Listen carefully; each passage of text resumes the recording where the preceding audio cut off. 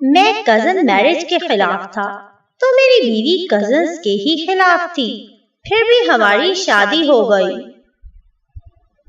ایسا نہیں ہے کہ ہماری محبت کی شادی تھی، پسند کی شادی تھی، بلکہ سچ تو یہ ہے کہ ضد کی شادی تھی، نفرت کی شادی تھی، غصے کی شادی تھی، انتقام کی شادی تھی۔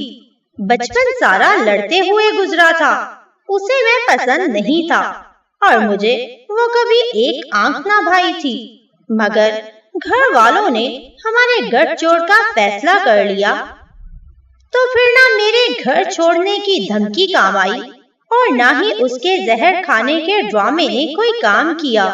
شادی کی رات وہ پلنگ پر گھونگھٹ پھیلائے میری منتظر بھی نہ تھی۔ جب میں کمرے میں داخل ہوا تو دل ہی دل میں اس کی گردن مروڑنے اور اسے قتل کر ڈالنے کے کئی ارادے بنا کر رد کر چکا تھا، اور وہ جائے نماز پر بیٹھی ہچکیاں لے رہی تھی، شاید رو رہی تھی۔ تب میں نے جانا کہ مجبور صرف میں ہی نہیں تھا، وہ مجھ سے زیادہ مجبور تھی۔ زندگی میں پہلی بار اس کے آنسوں نے میرا دل زخمی کیا۔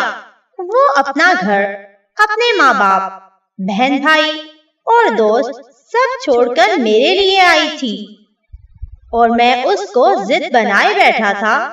مجھے اس کو جھکانے کا شوق تھا، اور اس کو روتے دیکھ کر میرے سینے میں جو درد جاگا، میں نے سوچا اگر یہ واقعی جھک گئی تو کیا مجھے خوشی ہوگی؟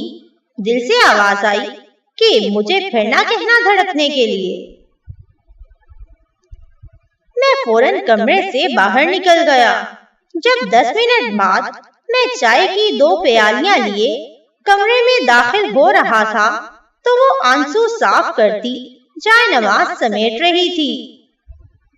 میں نے اس کے ہاتھ سے جائے نماز لے کر تپائی پر رکھی اور چائے کی پیالی اس کے ہاتھ میں تھما دی۔ اس کے چہرے کی حیرت مجھے لطف دینے لگی تھی۔ میں نے مسکرا کر پوچھا، کیا چائے کی پیالی اتنی طاقتور ہے کہ بچپن کے دشمن دوست بن جائیں؟